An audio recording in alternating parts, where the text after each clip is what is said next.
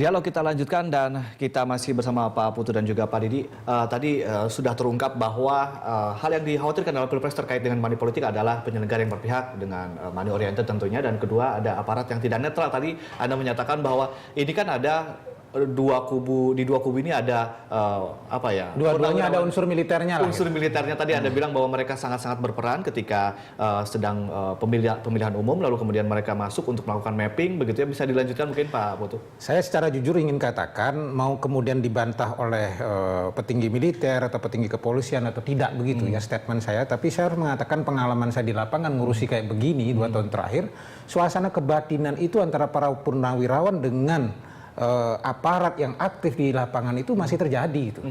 Kenapa kemudian harus mereka? Kenapa kemudian tidak elemen masyarakat yang lain? Yang berbahaya itu contohnya nanti begini, misalnya kan mudah-mudahan Pak Kapolda juga Pak Kapolri juga mendengar, kemudian bisa menginstruksikan di bawah teman-teman di kepolisian itu selain menjaga keamanan, kan dia bawa catatan, menulis gitu ya. Menulis berapa angka di situ segala macam. Nah, kalau kemudian angka ini ditabulasi, kemudian di level provinsi, di level nasional ketahuan, lalu di cloning angka itu. Maka versi tim kampanye di salah satu kubu dia sudah punya data dari pihak kepolisian walaupun data itu tidak resmi kan. Nah, kalau data yang tidak resmi ini kemudian nanti bocor, terpublikasi melalui media sosial atau apa, kan gawat itu. Salah satunya potensi kerawanan ketika bicara pemanfaatan jejaring militer baik di kepolisian maupun di di angkatan darat, angkatan laut, angkatan udara ketika bicara soal itu. Pak Putu, mungkin bisa ditahan sebentar kita ke Pak Didi. Pak Didi, ini ada hubungan seerat apakah kemudian hubungan dari para jenderal purnawirawan ini dengan para yang masih aktif sebagai sebuah mesin begitu? Ya, sebetulnya sederhana saja. Jadi jajaran kepolisian maupun angkatan darat itu setiap kali pemilu dia ikut menghitung, ikut mencatat. Nah, dia kan artinya dia punya data. Nah, data inilah yang dia miliki, dan data itu nggak secara resmi nggak boleh dipublikasikan.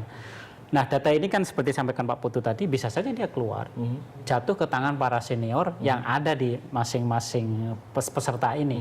Nah, sebetulnya penggunaan data ini ada 2. Yang pertama, kenapa pasangan calon atau partai itu selalu membutuhkan pensiunan jenderal atau polisi ataupun tentara khususnya angkatan darat? Karena dia mau memanfaatkan data ini. Data ini bisa dengan gampang digunakan untuk menganalisis strategi apa yang akan didapat.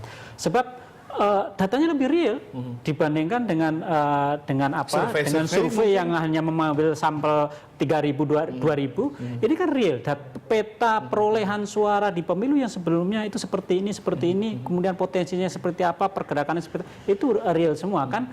Ada Babinsa, ada polisi yang memang pekerjaannya memonitor dinamika masyarakat. Nah, inilah yang sebetulnya kenapa kedua belah pihak juga partai-partai itu memanfaatkan mereka karena itu untuk mempermudah strategi mereka dalam mempengaruhi untuk memenangkan pertarungan ini. Betul. Baik, Pak Putu, kalau Anda tadi sudah membicarakan sudah agak sedikit detail begitu. Ini kan sebenarnya Pak SBY sendiri menginstruksikan untuk semua aparatnya, untuk semua aparat TNI dan Polri untuk netral. Ini bagaimana, Pak?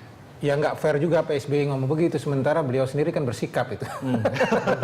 Saya jadi aneh gitu kan, artinya kurang ada wibawa akhirnya statement itu toh. Itu standar ganda begitu menurut Anda? Ya makanya, ya itu implikasi dari seorang presiden yang menjadi ketua umum partai. Itu salah satu implikasi politiknya begitu. Saya ingin mengatakan bahwa kemudian statement itu kan menjadi tidak sekedar standar ganda, menjadi tidak berwibawa. Kemudian diikuti dengan pertemuan dan seterusnya di Cikeas. Ini yang saya kira akhirnya simbol kepresidenan maupun Pak SBY sebagai pribadi di satu sisi kan kemudian tidak bisa dilepaskan dari pertarungan konstelasi politik pemilu presiden hari ini. Nah, kalau kemudian kaitannya dengan jejaring yang ada di level bawah, saya tidak begitu yakin juga bahwa akan begitu efektif. Misalnya orang mengatakan, oh karena presidennya sudah berpihak, maka seluruh gerbong birokrasi akan berpihak. Enggak. Karena kita kan daerah otonom ini, gubernurnya beda, bupatinya beda, jadi nggak bisa dimainkan dengan garis instruksi seperti itu. Purnawirawan saja berbeda-beda. Berbeda-beda gitu kan. Paling efektifnya adalah bahwa Pak SBY bisa menggerakkan mesin Partai Demokrat berhenti sampai di situ saja efektivitasnya. Atau pengaruh wibawanya selama ini terhadap pendukungnya dia dari luar partai yang barangkali mungkin merapat ke arah sana. Paling di situ saja suasananya. Ini mesin akan semakin memanas ya menjelang Pilpres ya. Ya tentu saja karena ini puncak kegiatan kampanye ini. Tapi terus terang saya mengharap begitu hari H masing-masing pihak sudah harus menurunkan tensi. Karena apa? Ya. Karena begitu pemilih menjatuhkan pilihannya itu sebetulnya sudah nggak ada persaingan. Kita juga harus menurunkan tensi, Pak. Dan termasuk media. Artinya begitu masa tenang, sudahlah media afiliasi berhenti sudah. Survei afiliasi juga begitu ya. Sampai jam 24 hari ini media afiliasi sudah harus berhenti. Gitu. Baik, kita masih punya satu segmen lagi untuk berdiskusi, Pak.